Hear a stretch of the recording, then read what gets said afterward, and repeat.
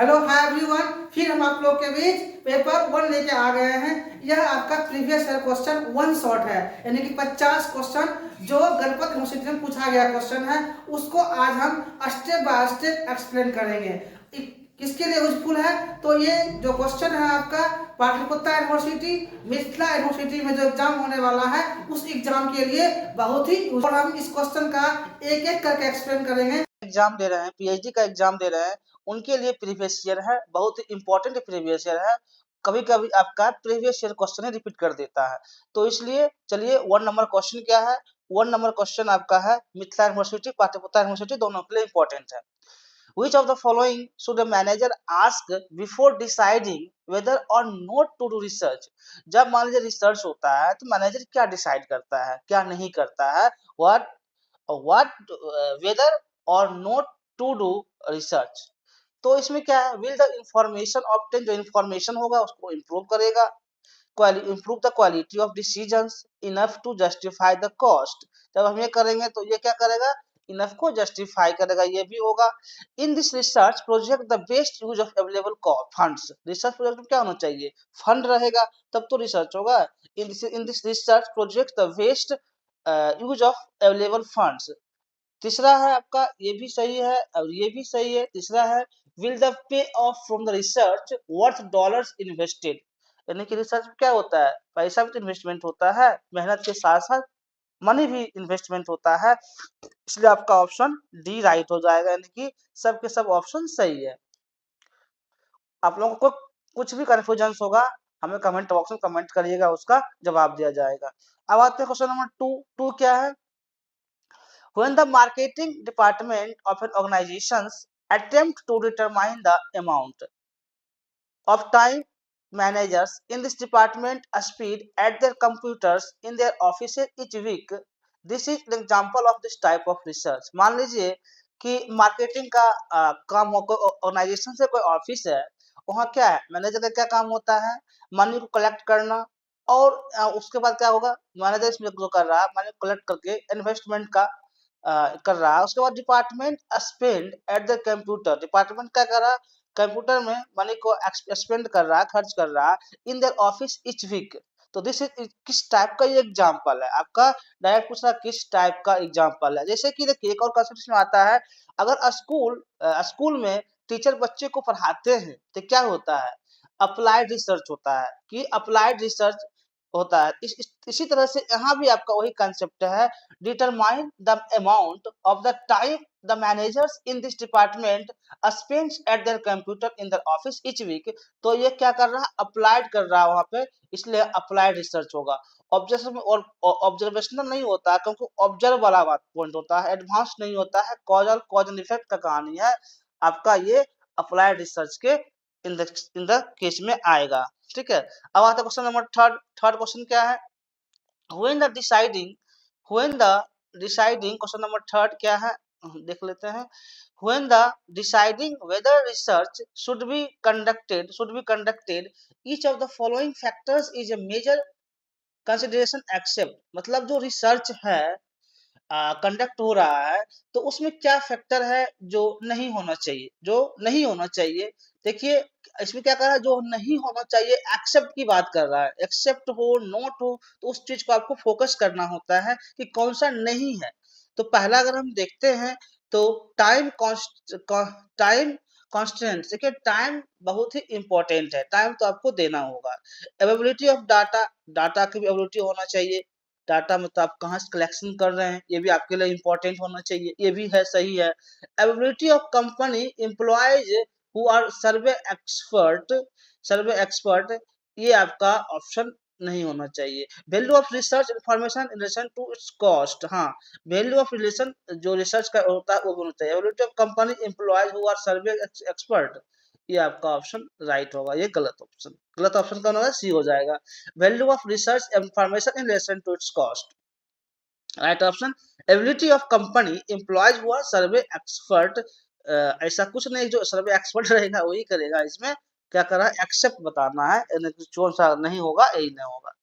अब आता है क्वेश्चन नंबर 4। 4 क्या है, basic research is research that, यानी कि बेसिक रिसर्च क्या होता है?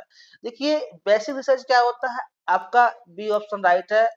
Attempt to expand the limits of knowledge for a discipline, यानी कि जो नॉलेज हम लोग के पास है, जो डिसिप्लिन अकॉर्डिंग टू डिसिप्लिन के अनुसार जो नॉलेज होता है, address simple issue that are basic and research is not really needed, ये नहीं होगा। attempt to expand the limits of knowledge for a discipline, जहाँ ये राइट ऑप्शन है। is is conducted make a decision about a specific real time problem यहाँ होता नहीं है, यानी कि ये नहीं होगा।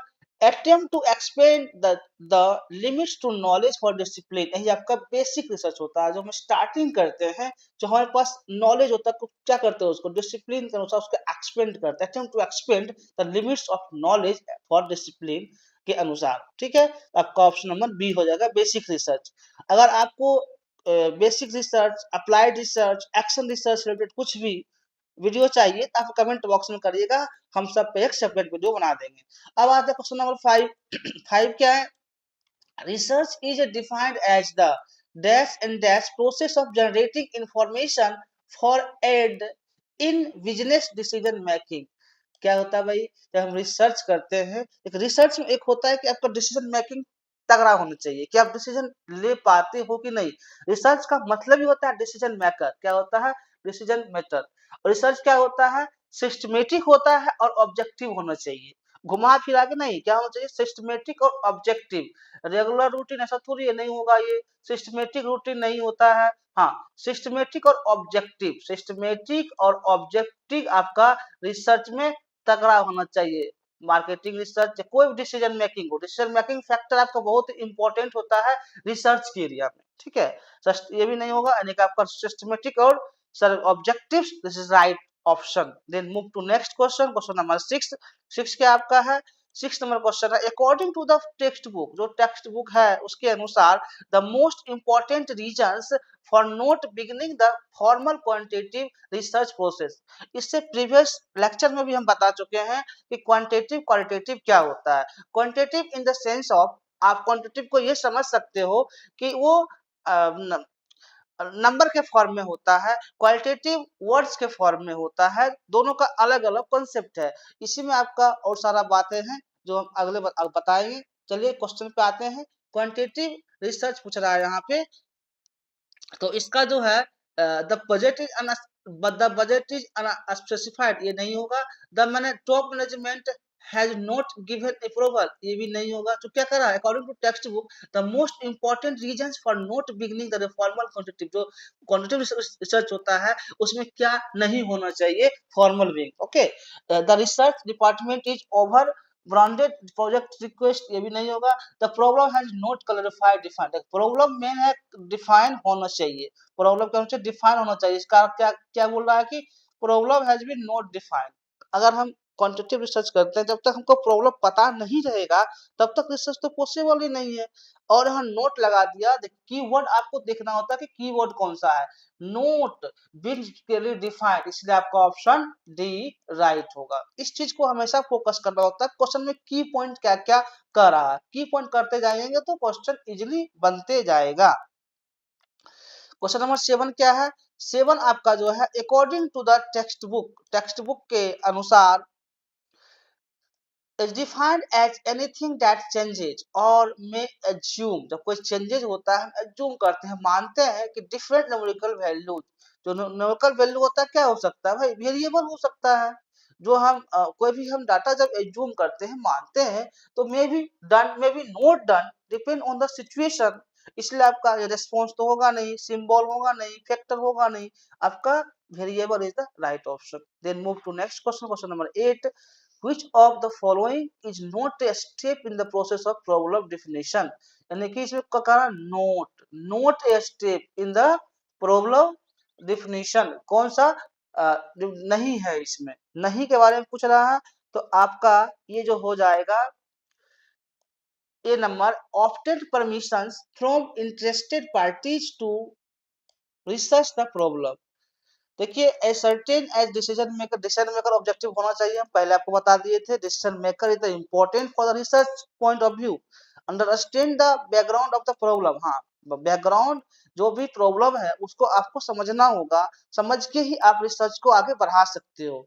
Determine the unit of analysis, जो भी उसको हम एनालिसिस करना जरूरी है। इस क्वेश्चन में गलत चुनने के लिए कह रहा है तो आपको गलत आंसर करना है, गलत चुनने के लिए कह रहा है तो गलत आंसर करिएगा। तो obtain permission from interested parties to research the problem, ये ऑप्शन नहीं होगा, इसलिए आपका ये राइट ऑप्शन होता है। अब आते हैं क्वेश्चन नंबर 8 क्या है? The goal of defining the problem is, यानी कि the goal of defining the problem is, तो गोल, जो प्रॉब्लम हम डिफाइनिंग करते हैं उसका क्या मोटिव होता है, क्या मोटिव होता है, इस चीज को जानना है। तो इसके लिए हम क्या करेंगे? To state the research question clearly. देखिए क्वेश्चन जब क्लियर रहेगा तभी आप उस गोल को जो भी अचीवमेंट कर सकते हैं, इसलिए आपका ए ऑप्शन ही राइट हो जाएगा। To have a single hypothesis, ऐसा नहीं है। हाइपोथेसिस जो आपका टेंटेटिव आइडिया होता है वो सही भी हो सकता है, गलत भी हो सकता है, may be right may be not right. Okay, अब क्वेश्चन नंबर सी क्या है? ये नहीं होगा। क्वेश्चन नंबर सी जो है, to translate research problem into managerial problem, ये भी नहीं होगा। कुछ रिसर्च मैनेजर प्रॉब्लम इस टाइप का नहीं है। According to your question goal of defining problem, this is not according to your option correct. Then move to next option D, initiate exploratory research only. नहीं, सिर्फ एक्सप्लोरेटरी रिसर्च नहीं होता है।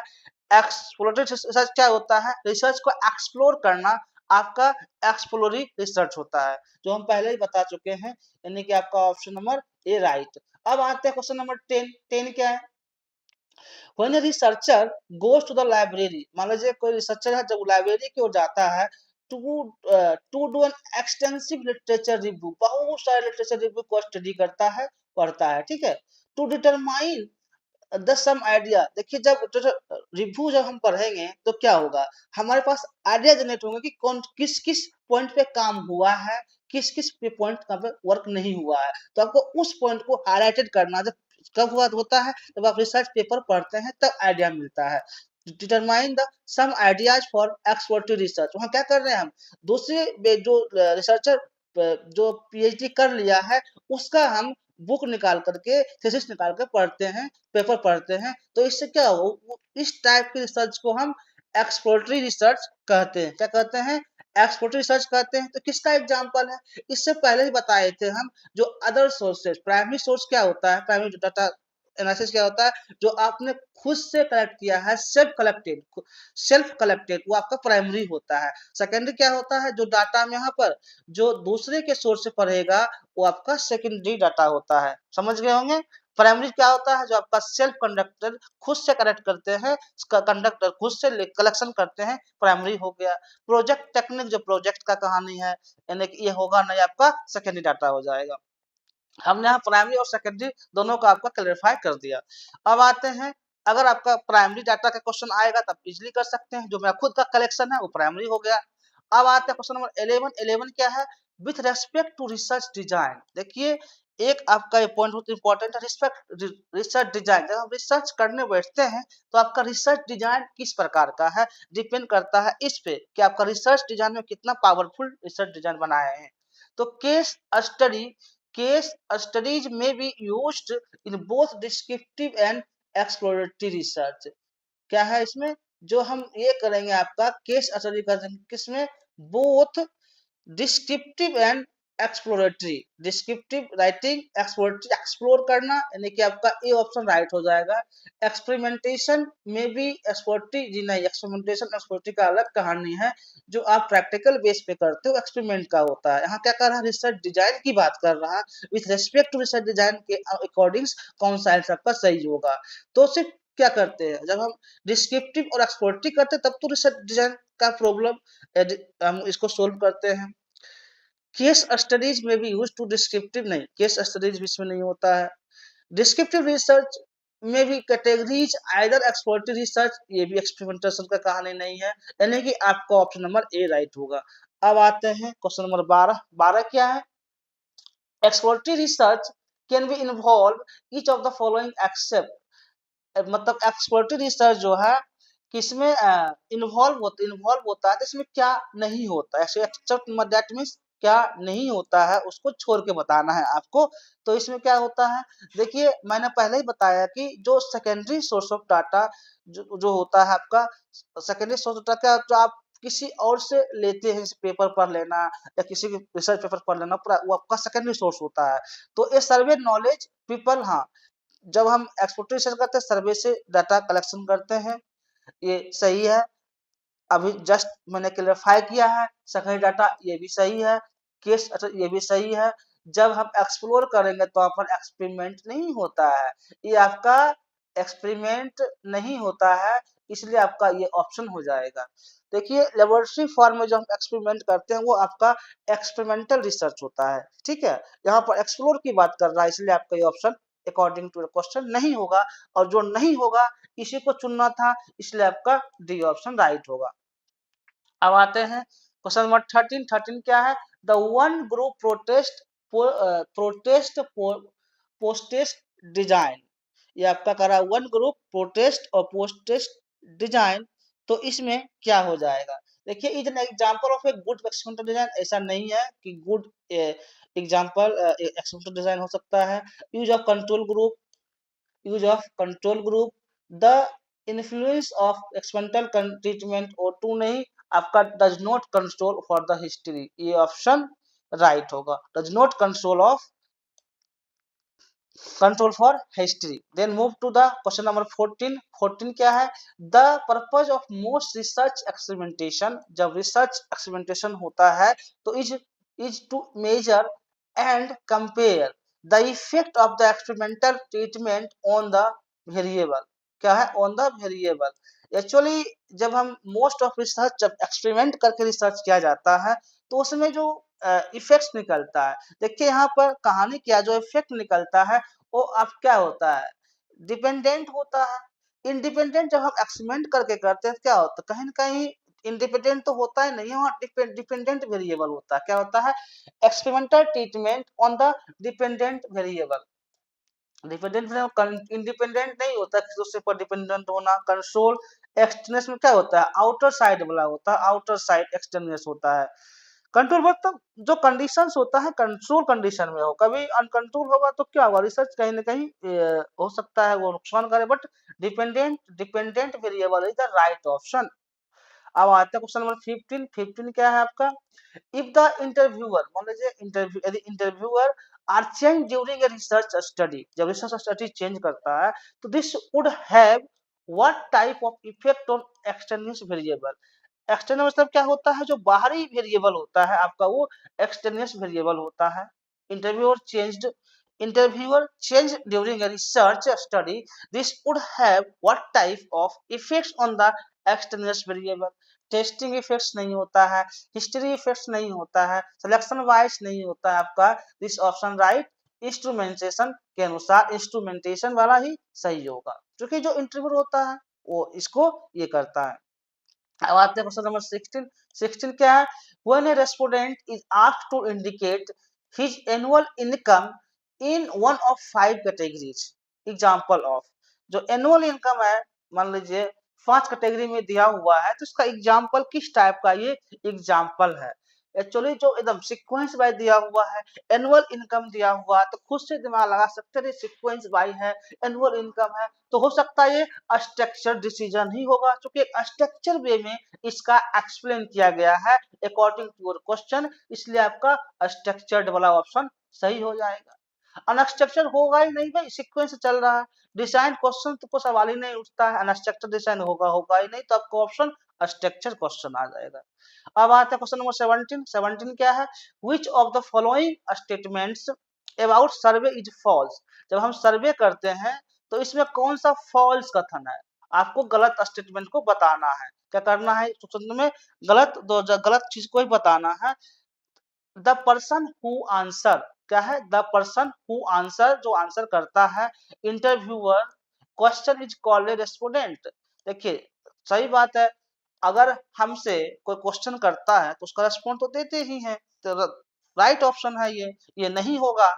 अब आते हैं question number be the survey can obtain information about attitude but not demographic information. मान लीजिए अपना एटीट्यूड दिखा रहा है, कोई सही से इंफॉर्मेशन भी नहीं दे रहा है, तो आपका ये ऑप्शन इस सर्वे रिसर्च में फॉल्स होगा, यानी कि फॉल्स मतलब ये आपका सही हो जाएगा। ये सर्वे is method primary data collection, हाँ पहले बताया कि हम जो खुद से डाटा कलेक्ट करते हैं सर्वे करके करते हैं, प्राइमरी डाटा कलेक्शन होता है। सेकेंडरी क्या होता है, जब अदर सोर्स से पेपर्स पढ़ लिए या रिसर्च पेपर पढ़ लिए, तो वो आपका सेकेंडरी सोर्स ऑफ डाटा होता है। ये आपका सही पॉइंट है। सर्वे में भी conducted to quantify certain factual information. Survey से क्या मिलता है हमको, फैक्चुअल इंफॉर्मेशन मिलता है, ये भी सही है। यानी कि इसमें जो गलत चुनना था, गलत आपका बी हो जाएगा। Survey can obtain information that about attitude, गलत ऑप्शन है, इसलिए गलत ऑप्शन को ही चुनना था। मैंने सारे ऑप्शन पे डिस्कस करते जा रहे हैं, आपको जहां कुछ भी कंफ्यूजन लगे, जो समझ में नहीं आएगा, उसको हम आगे आपका कमेंट करिएगा, तो हम क्लियरफाई कर देंगे। लेकिन हमको ऐसा नहीं लगता कि आपको सब कुछ समझ में आ जाएगा। अब आते हैं, इफ एन इंटरव्यूअर, मान लीजिए कोई इंटरव्यूअर है, is unable to write fast enough to record answer verbatim during a personal interview, this is example of, मतलब कोई इंटरव्यूअर है, unable to write fast enough record answers कर रहा है, तो ड्यूरिंग ए पर्सनल इंटरव्यू वो किस टाइप का एग्जांपल है। सर आपको पूछ रहा है ये किस टाइप का एग्जांपल है, तो इंटरव्यूअर इधर होगा।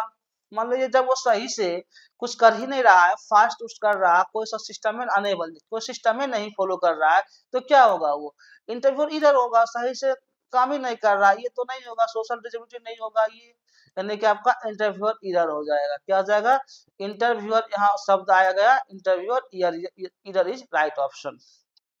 देन क्वेश्चन नंबर 19 19 क्या आपका आपका है, a poorly design survey is returned by only 20% those samples 20% those sample it has a 20% is क्या होगा, तो कन्वर्जन रेट नहीं, रेस्पॉन्स रेट, हाँ this is right option, response rate होता है। देखिए जो रिसर्च डिजाइन क्या तो क्या बोल रहा है यहाँ पर, पुअरली डिजाइन सर्वे रिटर्न 20% दो सैंपल, 20% क्या है यहाँ पर, रेस्पॉन्स रेट है, सैंपलिंग परसेंटेज है नहीं, इंटेक्शन रेट है नहीं, तो आपका क्या हो जाएगा, रेस्पॉन्स रेट हो जाएगा अकॉर्डिंग टू योर क्वेश्चन के अनुसार। अब आते हैं क्वेश्चन नंबर 20 क्या है, ये आपका डीआई का क्वेश्चन, इसको कह सकते डाटा इंटरप्रेट का रहता है। इफ रिसर्च एप्टीट्यूड से ही है, if 400 people are mailed a questionnaire and 120 of them return it to the researchers, this survey is said to have response rate, ये किस टाइप का सर्वे को हेल्प करता है, तो ये आपका हो जाएगा किस टाइप के सर्वे को हेल्प करता है, तो 120 नहीं होगा, 3.3 नहीं होगा, लेकिन 30% इज द राइट ऑप्शन, इस टाइप को रिसर्च को वो प्रमोट करता है, ये भी नहीं होने, 30% इसका ऑप्शन आ जाएगा।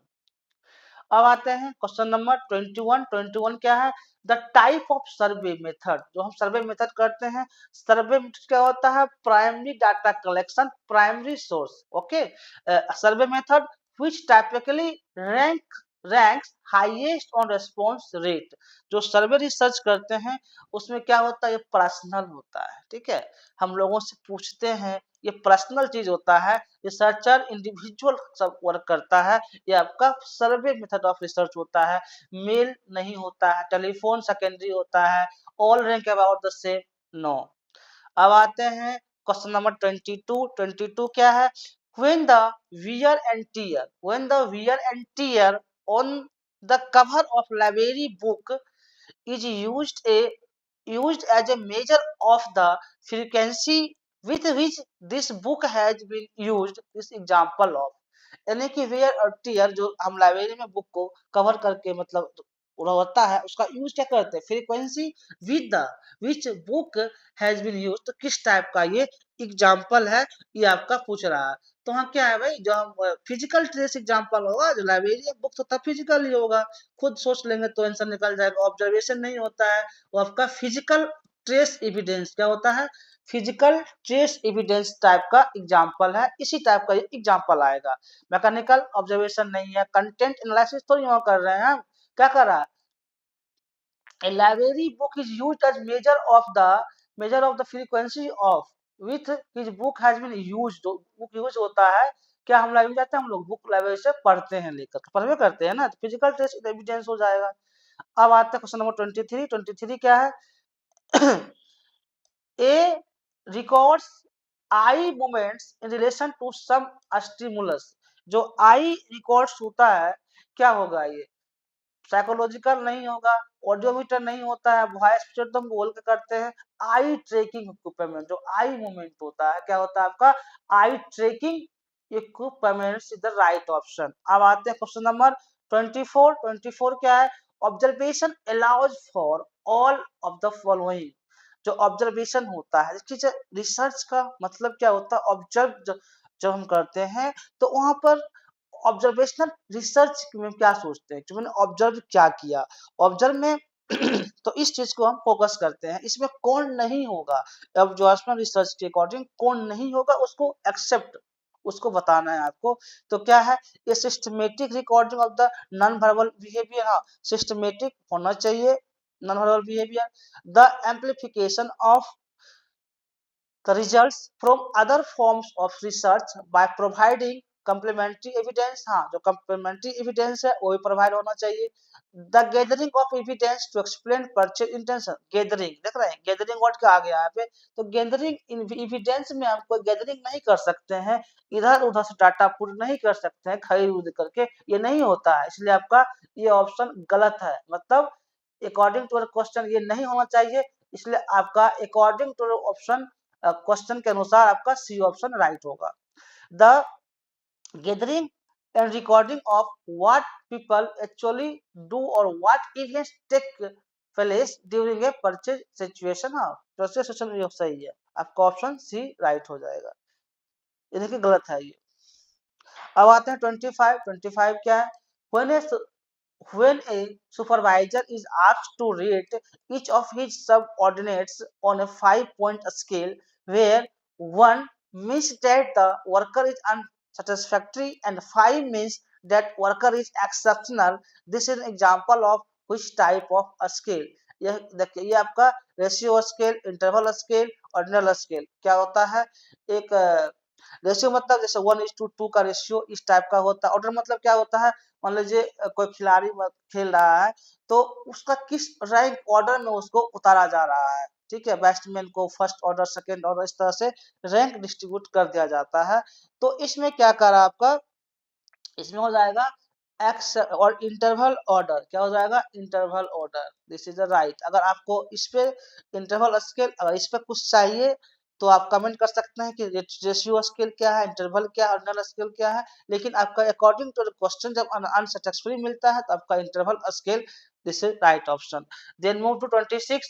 A scale arrange objects or alternatives according to their magnitude in an ordered relationship, यानी कि फिर वही बात, ऑर्डर रिलेशनशिप क्या होता है, ऑर्डिनल होता है, क्या होता है, ऑर्डिनल, दिस इज द, आप यहाँ क्वेश्चन से भी आंसर कर सकते हैं, क्या करा, ऑर्डर रिलेशनशिप, बस क्वेश्चन देख रहे हैं तो आंसर यूं हो जा रहा है, ऑर्डिनल, राइट ऑप्शन। अब आता है question number 27। A researcher divides the populations of product users into 3 groups based on degree of use. If researcher then draws a random sample from each user group independently, the researcher has created, जो researcher क्या create करता है इस situations में, तो इस ये जो होता है आपका स्टेडिफाइड रिसर्च होता है। सिंपल रैंडम क्या होता है, डायरेक्टली हम कहीं से डाटा उठा लेते हैं, सिंपल रैंडम हो जाता है, जजमेंट नहीं होता है, कोटा नहीं होता है। अगर आपको इस पर कुछ सेपरेट जानकारी चाहिए तो आप कमेंट करिएगा, सिंपल क्या, जजमेंट क्या, क्वांट क्या होता है, आपका according to option stratified research हो जाएगा। अब आते हैं क्वेश्चन नंबर 28। 28 क्या है? Convenience sampling. इसमें पूछ रहा है आपका कन्वेंस सैंपलिंग कौन होगा? Option right. तो involve taking a stratified sample in which number of sampling units draw each stratum proportions relative to population, ये नहीं होगा आपका stratum में।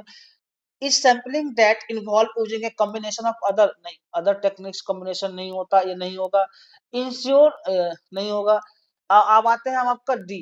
डी ऑप्शन राइट है। Obtain units people who most conventionally available, यानी कि जो कन्वेंशनली अवेलेबल होना चाहिए पीपल, यही आपका कन्वेंस सैंपलिंग होगा। इतना वर्ड लिखा हुआ है, बस एक वर्ड का यहाँ पे आपका अगर अच्छा क्वेश्चन पढ़ते हैं तो इजीली क्वेश्चन हो जाएगा। कितना लंबा चौड़ा है लेकिन एकदम शॉर्ट आंसर देख रहे हैं, कन्वेंशनली अवेलेबल कन्वेंस सैंपलिंग आपका ये राइट ऑप्शन हो जाएगा। अब आते हैं क्वेश्चन नंबर 26। 26 क्या है? Simple random sampling. क्या पूछ रहा है? सिंपल रैंडम सैंपलिंग कौन सा होगा? तो इसमें assure each element in the population and equal chance of being included in the sample. हाँ, सिंपल रैंडम क्या होता है? देखिए इसमें क्या हुआ है, जो हम डाटा कहीं से लेते हैं तो इसमें क्या चांस ऑफ इक्वल, इक्वल भी हो सकता है, ज्यादा भी हो सकता है, कम भी हो सकता है, यानी कि equal chance of being included in the sample is right option, यही सही होगा। ये technique which is experience researcher, इसमें कोई भी जरूरत नहीं है कि रिसर्चर के पास एक्सपीरियंस हो तभी ये टेक्निक यूज करेंगे, ठीक है। Draw the draw the sub samples with in different data, ये भी नहीं होगा। इजन इकोनॉमिकली इफिशिएंट टेक्निक, ऐसा कुछ भी नहीं है, इकोनॉमिकली इफिशिएंट टेक्निक ये भी नहीं होता है, इसलिए आपका ऑप्शन ए राइट हो जाएगा। Then move to question number 30। 30 क्या है? Which of the following geographical subdivisions in urbanized areas represents the smallest cluster. जो अर्बेनाइज्ड एरिया होता है ये किस टाइप को क्लस्टर्स को रिप्रेजेंट करता है? तो ये आपका हाउस होल्ड होगा। क्या होगा? हाउस होल्ड हो जाएगा। सेंट्रल सिटी नहीं, सेंसस डाटा बता चुके हैं, ये नहीं, ये नहीं, यानी कि household is right option. Then move to 31 question. If the smallest score is 20, छोटा स्कोर कितना 20 है, एंड लार्जेस्ट स्कोर 90, तो रेंज क्या होगा? रेंज का फॉर्मूला होता है आपका मैक्सिमम माइनस मिनिमम। क्या होता है? मैक्सिमम माइनस मिनिमम फॉर्मूला होता है, इससे आप इसको निकाल सकते हैं। जब निकालिएगा तो आपका ऑप्शन 70 आ जाएगा, मैक्सिमम करके बाय 2 होता है, इसका आंसर 70 हो जाएगा। मैक्सिमम माइनस मिनिमम कर लीजिएगा तो आपका आंसर निकल जाएगा, रेंज का फॉर्मूला होता है। अब आता है क्वेश्चन नंबर 32। 32 क्या है? जैसे 90 है, 90 में आप अगर 20 लेस करेंगे, 90 में 20 लेस करेंगे, मैक्सिमम माइनस मिनिमम की बात किया है, 0 9 में 2 गया 7, 7 हुआ 70। हो सकता है, देखिए सब क्वेश्चन एकदम इजी टाइप का है, जो आपको फॉर्मूला रहेगा तभी बना पाइएगा, तब देख लीजिए। अब आप 32 में क्या कर रहा है कि आपका what is the mode of the given data set mode निकालना है आपको, इसमें मोड का भी आना चाहिए फॉर्मूला, तब होगा। देखिए क्या है इसमें 1 2 3 4 5 8 है, 8 है ना, 1 2 3 4 5, तो ये जो बीच में 8 वाला आ रहा है वो आपका मोड हो जाएगा। क्या हो जाएगा? मोड हो जाएगा, यानी कि आपका ये ऑप्शन राइट हो जाएगा। अब आते हैं 33 नंबर क्वेश्चन क्या है? What is the medium of following set scores? ठीक है, जो ये सेट स्कोर है इसमें आपका कौन सा ऑप्शन राइट होगा? तो आपका ये हो जाएगा 6, this 6 is right option. 34 question क्या है? The arithmetic mean of a series 20 times was computed as 20 centimeter। ठीक है, the arithmetic mean of series है वो 20 times was, कितना सीरीज आपका 20 items was computed as 20 centimeter, while calculating these an item 30 centimeter 13 centimeter was misread 30, 13 centimeter को गलत से 30 लिख दिया, तो इसका करेक्ट मीन क्या होगा? क्या पूछ रहा है? इसका करेक्ट मीन क्या होगा? तो आप निकालिएगा, करेक्ट मीन इसका 19.15 आएगा। यदि नहीं निकलता तो आप लोग कमेंट बॉक्स में कमेंट करिएगा, उसको हम क्लैरिफाई कर देंगे। अब आता है question number 35। In A small in a small firm, two typists are employed, typist A and typist B. Typist A types out on an average, ठीक है, 30 page per day average type कर रहा है, with a standard deviation 6 आ रहा है। तो typist B on average type 45 page B वाला कर रहा है, ए वाला 30 कर रहा था, with a standard deviation of 10। Statistics का क्वेश्चन है, रिसर्च रिलेटेड है आपका ये, which typist shows greater consistency in his output। तो जो आउटपुट होता है किस में ज्यादा होगा, देखिए दोनों में आउटपुट जो होता है आपका किस में ज्यादा होता है, ए में ज्यादा आउटपुट होगा, किस में होगा, ए में ज्यादा आउटपुट इन्वॉल्व होगा। अब आते हैं क्वेश्चन नंबर 36। 36 क्या है, which of the following statement is true, इसमें से कौन सा कथन सही है, सही वाला आपको बताना है।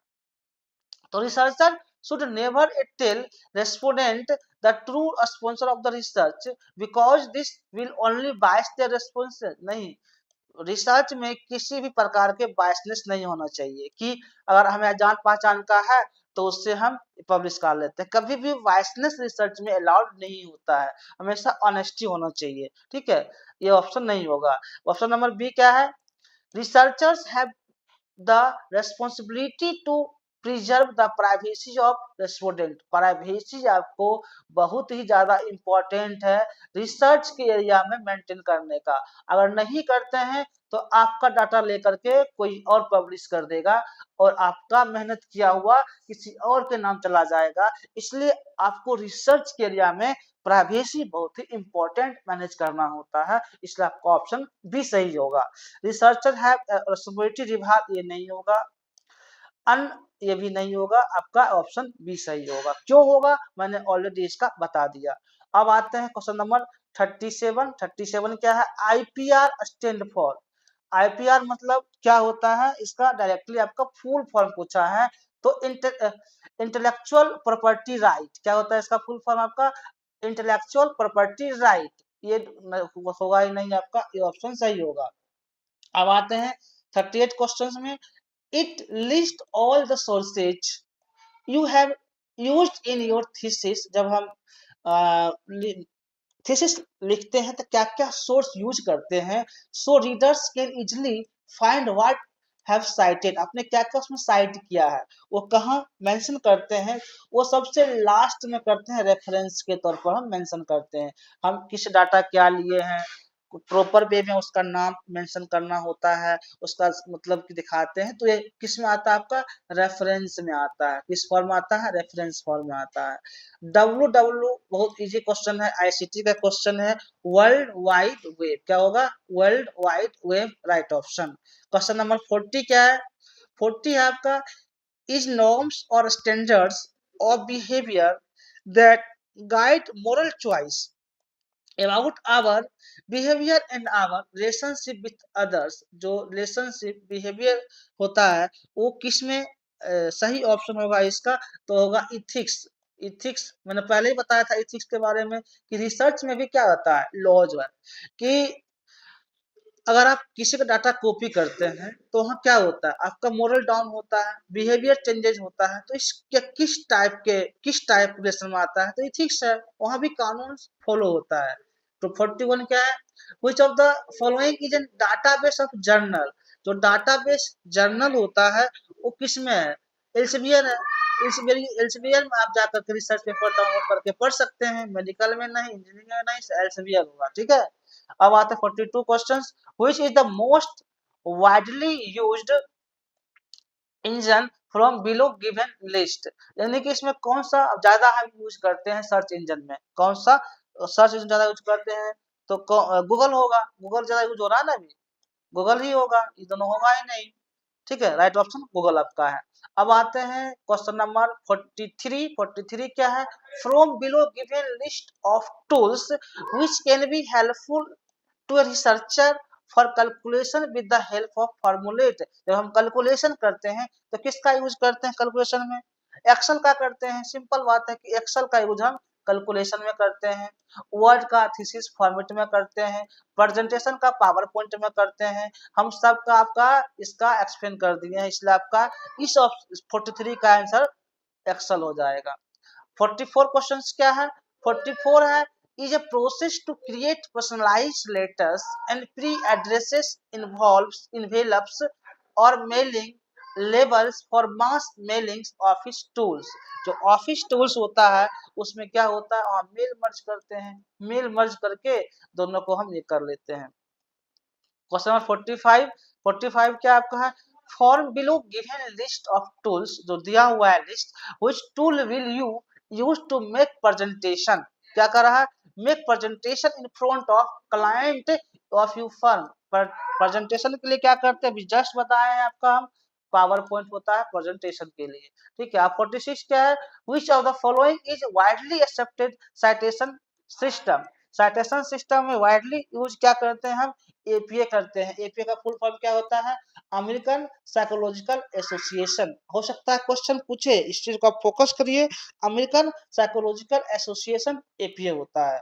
अब आते हैं question number 47, dash is a free web based email service. Free email service क्या होता है आपका, web service. Gmail is the right option, Gmail होता है आपका वेब सर्विस, ये राइट हो जाएगा। अब आते हैं 48, शोध गंगा इज, शोध गंगा क्या है, शोध गंगा में जो होता है, जो भी डॉक्टरल लेवल थीसिस होता है वहां पर रखा जाता है शोध गंगा में।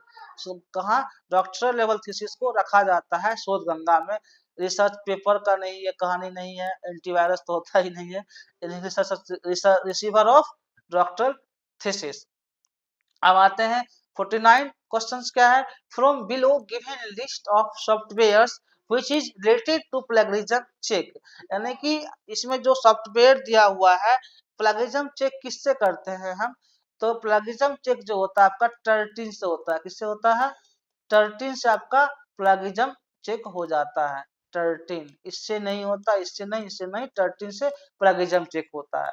अब इस सीरीज का लास्ट क्वेश्चन है वन शॉट का, आपका 50 क्वेश्चन है, route the revolutions in the entire world, पूरे वर्ल्ड को जोड़ने का काम भी किसने किया है, आईसीटी किया है।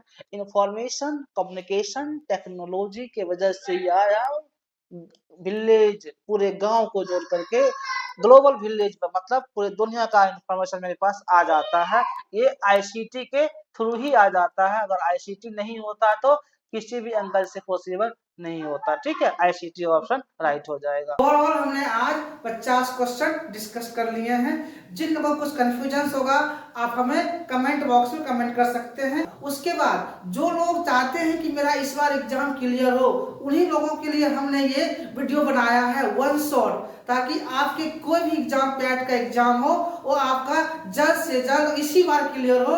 ये मेरे कंसेप्ट के साथ हमने बताया है, आप लोग इसे देखिए और जहां भी दिक्कत हो आप कमेंट बॉक्स में कीजिए, आपको कमेंट का जवाब दिया जाएगा मेरी टीम के द्वारा। Thank you watching for this video.